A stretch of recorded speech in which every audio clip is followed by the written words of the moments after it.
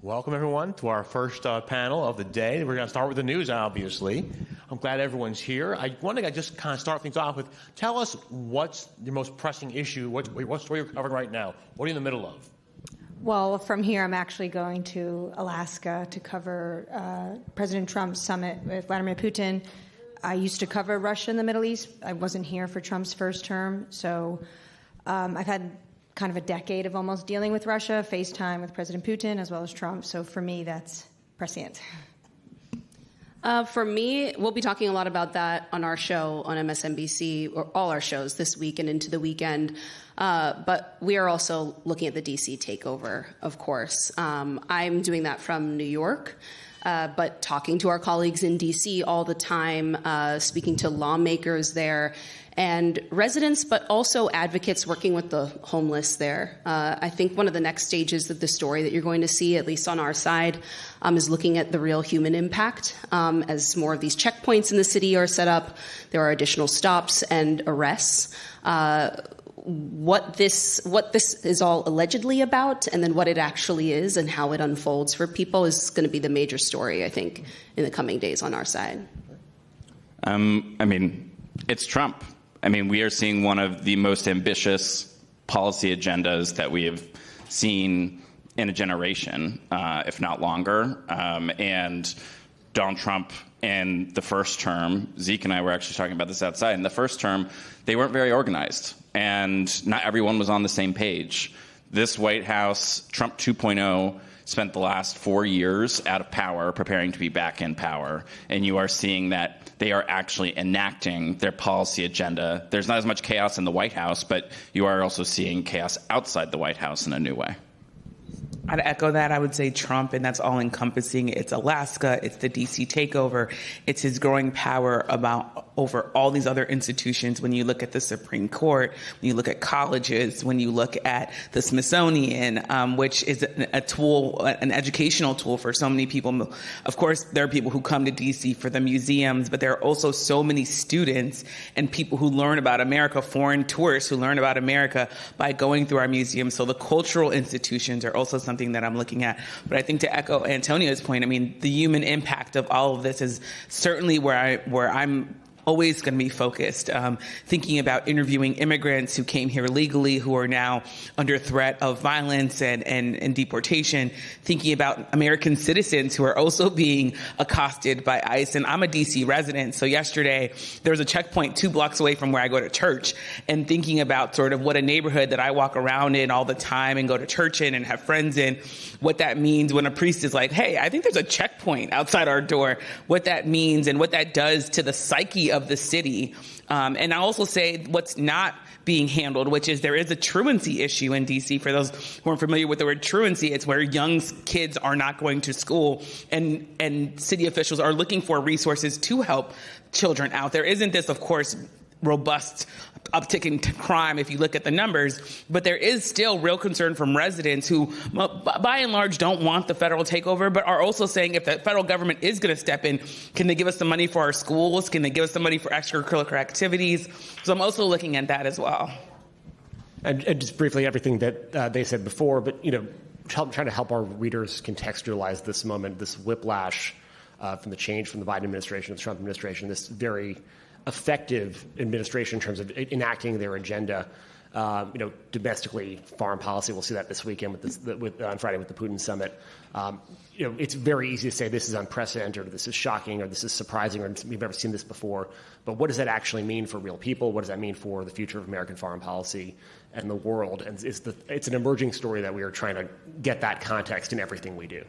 One question I have, as this is all unfolding, there's so many things all at once. What is important and what's a sideshow? If we heard last about annexing Canada, for example. So many things come out of this White House at one point. How do you know where to focus and how do you know where to keep focusing versus let's let that one go? Yeah, sure. I think it's really important to separate a lot of signal from noise, because there's a ton of noise if you follow the president's Truth Social, or they really flood the airwaves every single day with administration officials, which is also useful because we do want to interview people about what's going on. I have a morning show on Bloomberg. It's 3 hours long. I'm part of it, and I also do a lot of our work when it comes to Trump, still travel with him. So for my audience, sometimes the headline doesn't matter because they already accept that Trump is shock and awe, and they actually are desperate for you to get to the nuance and the context almost immediately. The other day, the president was standing next to Tim Cook of Apple and said he's going to have 100% tariffs on semiconductors, which would basically affect everyone here because you'll have iPhones and laptops and everything else. And then you would expect these companies to just tank their market shares. But actually, at the end of the day, they all ended up higher because the fine print is that if you invest in the United States, there's not going to be 100% tariff. So Trump does do a lot of shock and awe moments, and I think it's important to take a step back and actually say, well, what actually is going to get done from this, and kind of not ignore, but put a little bit of nuance to the headline. I will say, though, I think sometimes the side stories are the story, and that there are every week right now, there are really important things that just end up kind of falling to the side, not making it into the rundown in our shows. And we try really hard. So I'm co-host of our weekend programming, and then I'm also part of our shows during the week. On the weekends, we really try to use some of that time to dig into issues. And what we've found is that, I'll give you an example. We brought experts in Christian nationalism on lately to help make sense of some of the imagery, artwork, posters, propaganda, essentially, that this administration is starting to share from social media accounts. That may not sound like the most important thing, but actually there are some incredibly disturbing images and patterns that are emerging from the way that Homeland Security is positioning and speaking to the American people right now. And experts in extremism and in Christian nationalism are connecting the dots there to what we just saw from our Secretary of Defense, Pete Hegseth, retweeting a CNN segment in which a very influential, increasingly influential pastor argues that women should not be allowed to vote. And he reshared that from his official account. And so again, these things may be shock and awe. There may be an argument to be made that like they want us to freak out at all of these things. And I think there's certainly an element of all of that. But I actually think that you start to better understand the broader project and also the broader coalition that for years worked to be ready for this moment, to enact that project with this rapid speed. And it's really important to kind of peel back those layers. And I find that our audience really responds and really appreciates when we slow down for a second and say, yeah, this is really weird. And here are the people who are going to help you understand why some of this has been so unsettling for you. We're not just going to speed through this and quickly show you a graphic or whatever it is. We're going to take some time to talk about it. And I think people really start to feel that they better understand the connections between all the stuff that they're inundated with every week when you give them a moment to do that. And I think the press has done a better job this time of paying less attention to what Trump says and more to what he does and what his administration does, including what they're posting on social media, which is part of a larger policy agenda. But Trump is, he is nonstop giving people fresh content. He is, in some ways, a content creator of a president. And we're just like a little bit away from like a live stream like the entire time. And I think it's important to distinguish between what he is saying and what they're actually doing.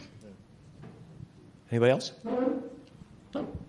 We mentioned speed. I'm really curious. This is, I think, a really interesting issue because in today's world, you can get your news up ASAP, whether it be a wire service or a hit on a TikTok. What's the balance of getting the story out ASAP or getting a story out that has more context, more nuance? You've confirmed a couple of things. You can say, hey, but this too. What's kind of the balance in your jobs about rushing to get it on? A couple of wire people here as well, so let me hear it. Yeah, I can take that first. I think it's a yes and. We have to be fast. We're in the breaking news business.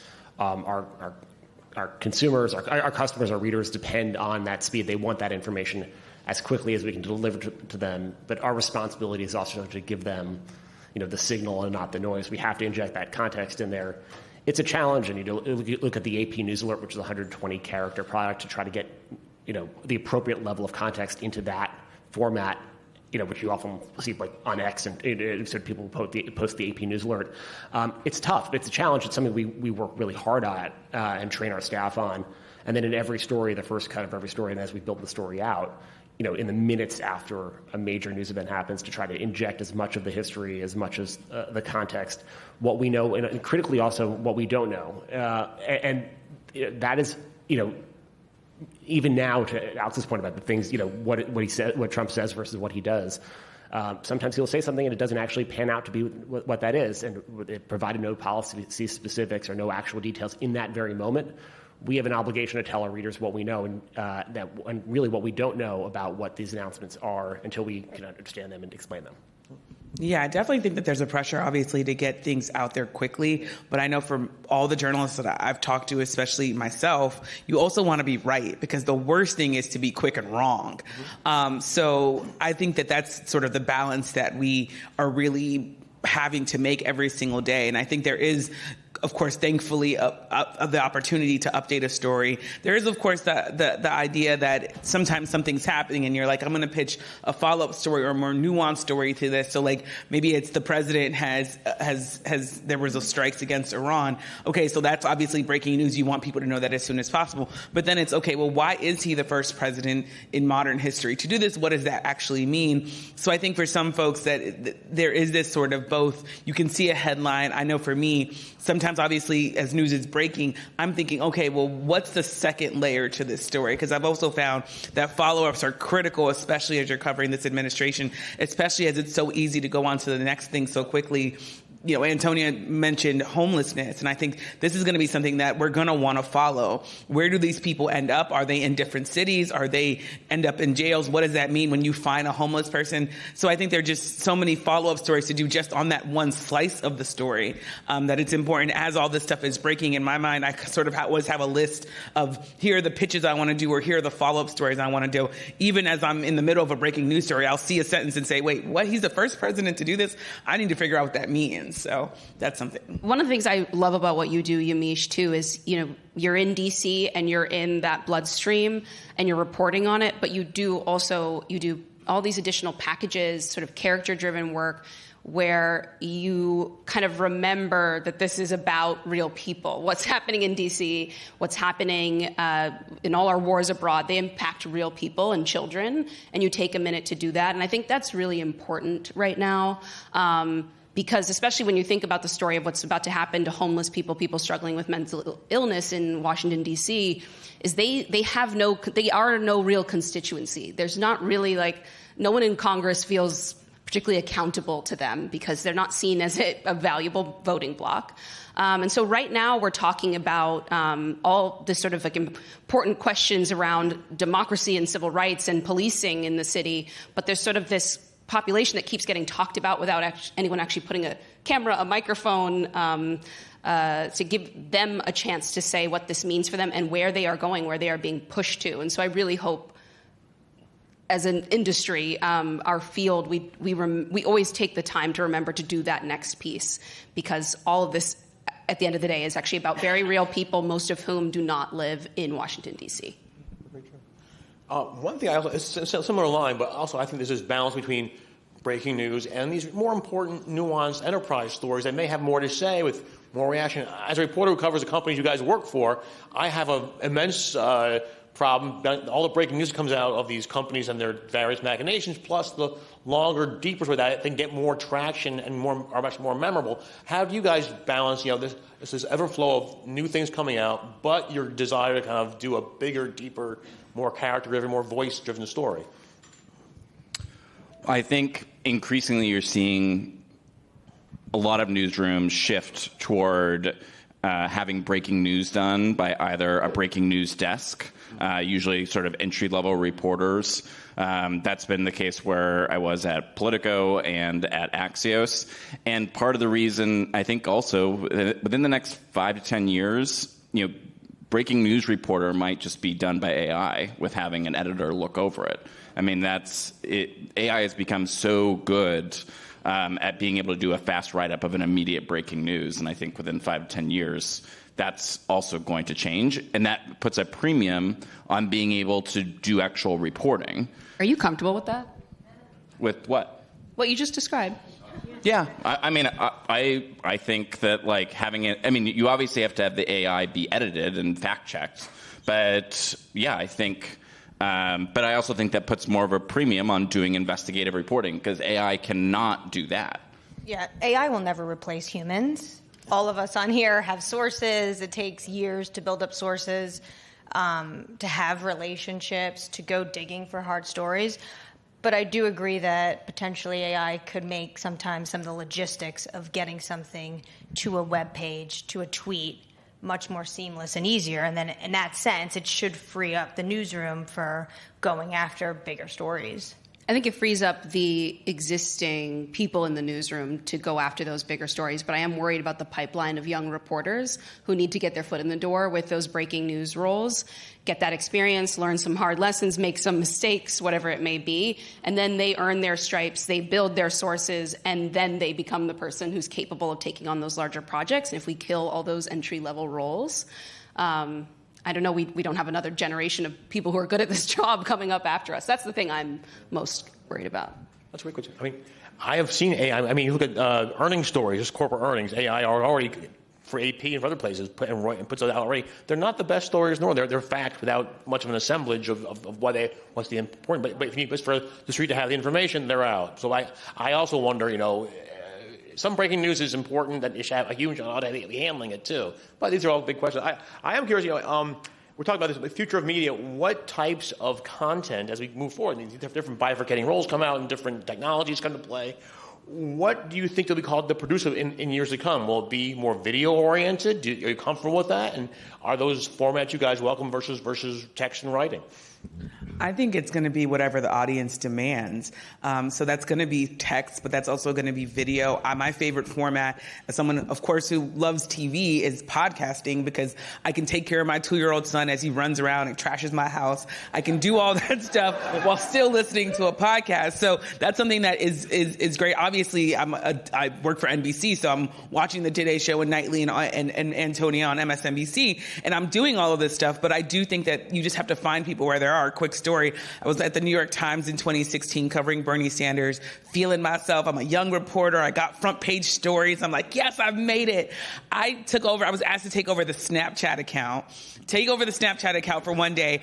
I kid you not, like 15 of my cousins are like, are you a reporter?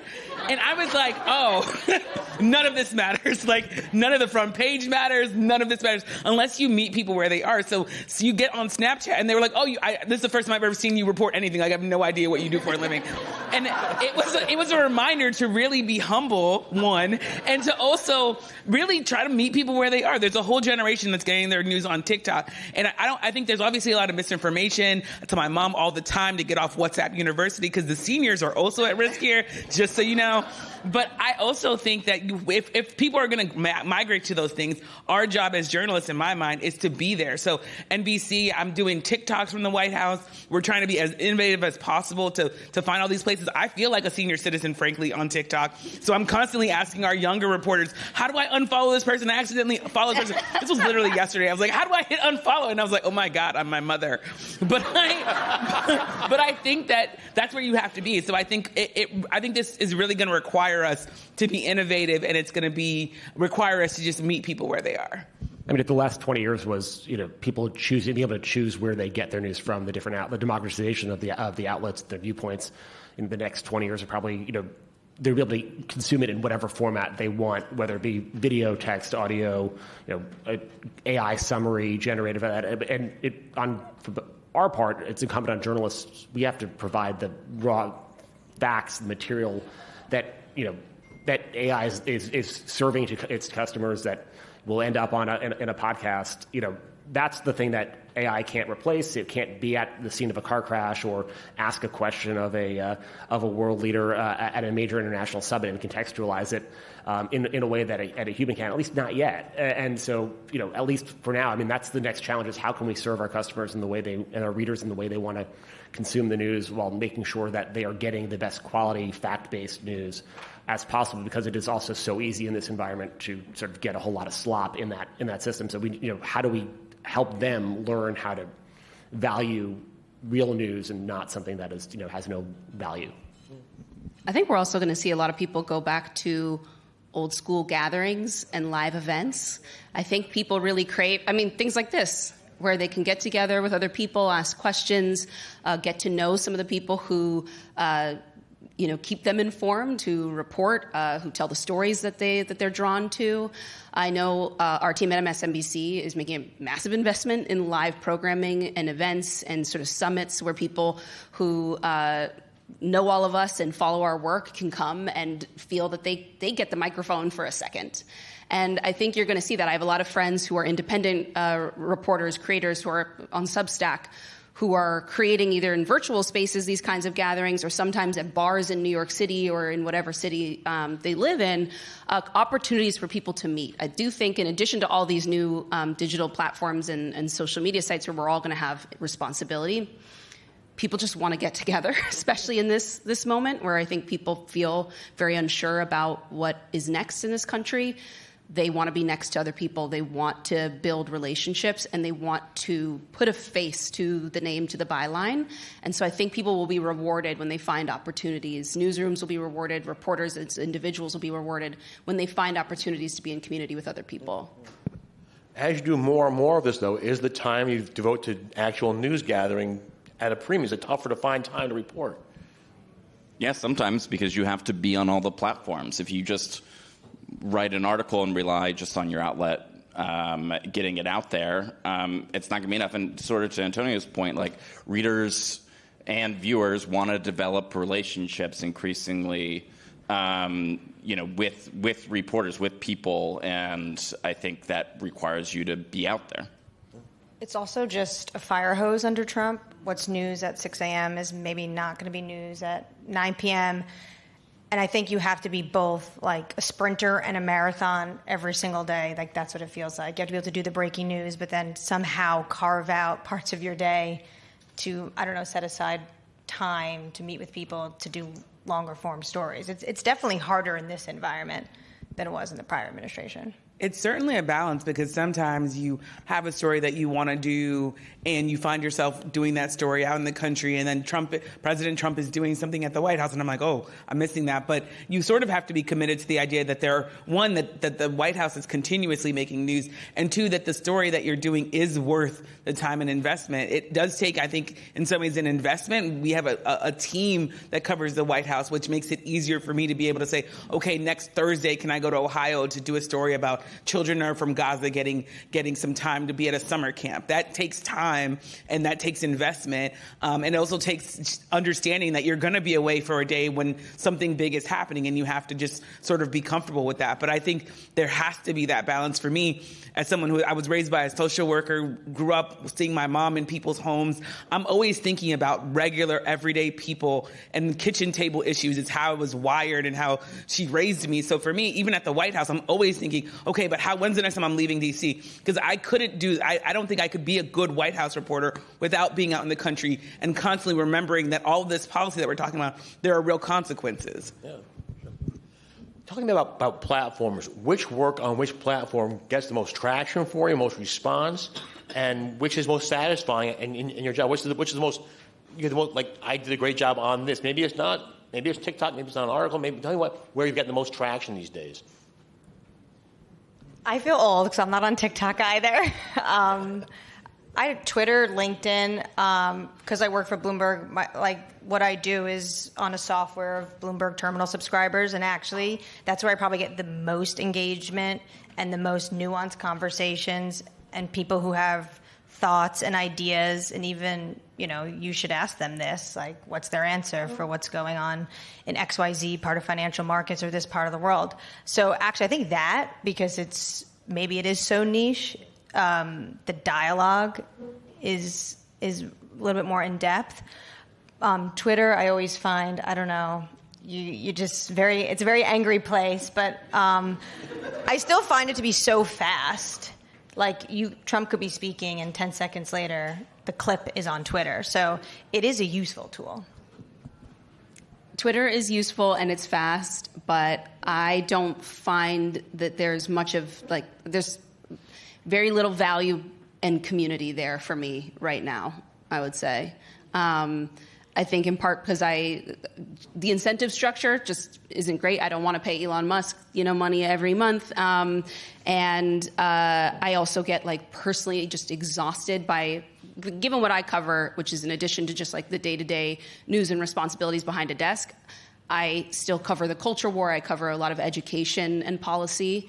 And I've done a lot of work covering students, minority students, LGBTQ students who've been harassed in schools and looked to our Department of Education for assistance, for help. And I find when that work goes out on Twitter, I'm met by literal Nazis right now. And so I just don't find that I get much out of that. I get a lot more on Instagram, specifically Reels on Instagram, TikTok, and YouTube. YouTube is huge, and I think we're already seeing a lot more, folks in our industry migrate there and take YouTube more seriously. But I don't know. Twitter, once a month, I think I'm going to leave Twitter. I never actually do, but I'm always this Everyone close. says that. I know, everyone says it, and then here I am. I mean, it's really all the above. It's where the audiences are everywhere. We need to be delivering our news everywhere. And what it looks like in each of these platforms will be a little bit different. One that comes to mind is one of our reporters based in Florida went to the detention facility, which the Florida officials had sort of named Alligator Alcatraz when President Trump was there, and did a first-person video of sort of showing the scene from outside the gates because most of the press was not allowed onto the complex. And, there's the actual alligator in the background, but sort of blending our reporting with sort of the first-person on-the-ground perspective. It did really well on Instagram, and that builds trust with our readers and our consumers, which is always valuable, and also sort of slips a little bit of the vegetables into the red meat. It gets the news in with something that's a little bit more sort of less formal than a 1,000-word story.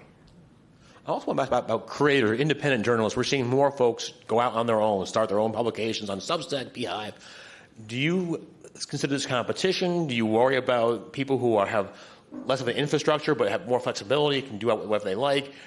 Do you find yourself racing to match a story that someone independent came up with and is getting traction on the viral sphere?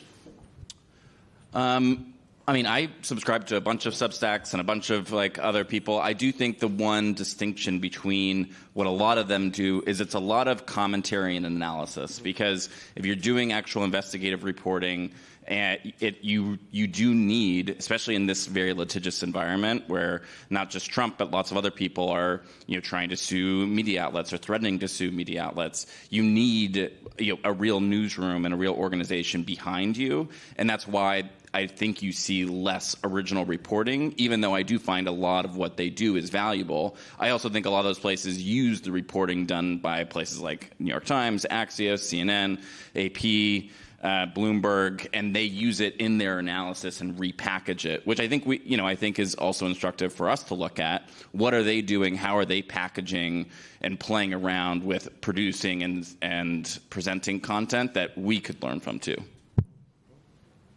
If you had to look into the future, what do you think your companies will be doing next in terms of trying new format, buying something, merging into something? If you had to guess, where do you think your current news organizations will be in down the road?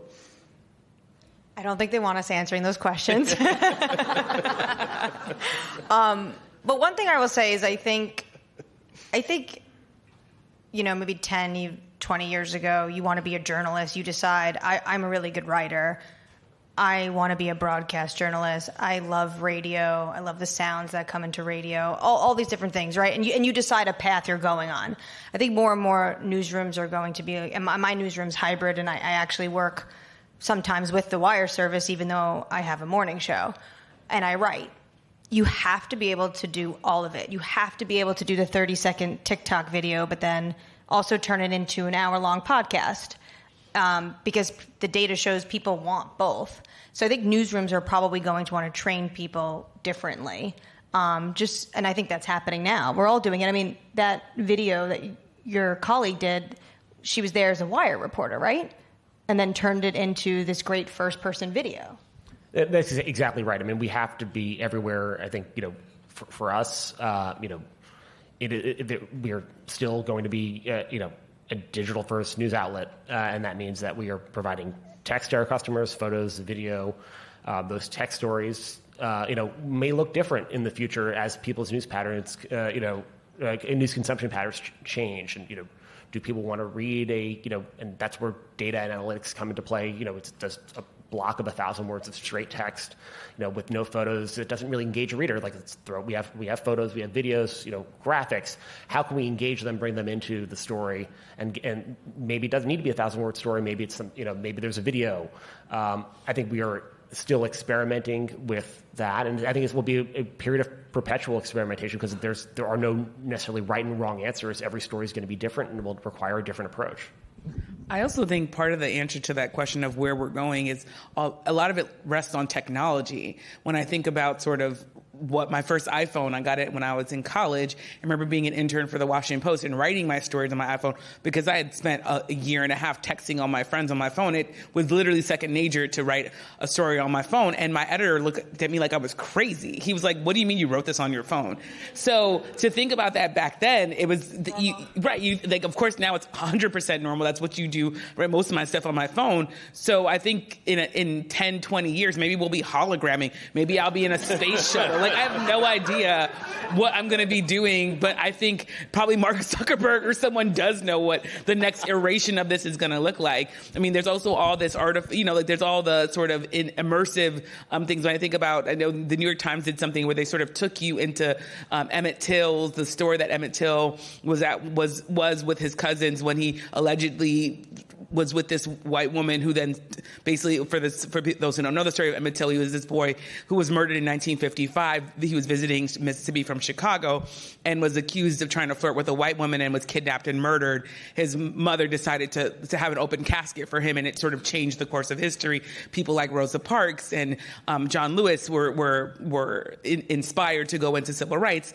I think that those types of things where the New York Times essentially went back into that place and was able to sort of give you a 360 view of what's come up the store, what does it look like, walk down the street, go to this burial site. You might not ever go to that part of Mississippi, but I felt like I had been there because they had taken me into that. We might see stuff like that. There might be like, let's go visit the Titanic, let's go visit all these places. So I think I'm interested in seeing where it goes. I will also say that I feel already like a senior citizen because TikTok, again, has me like flipped out upside down. I'm like, what is going on with this thing?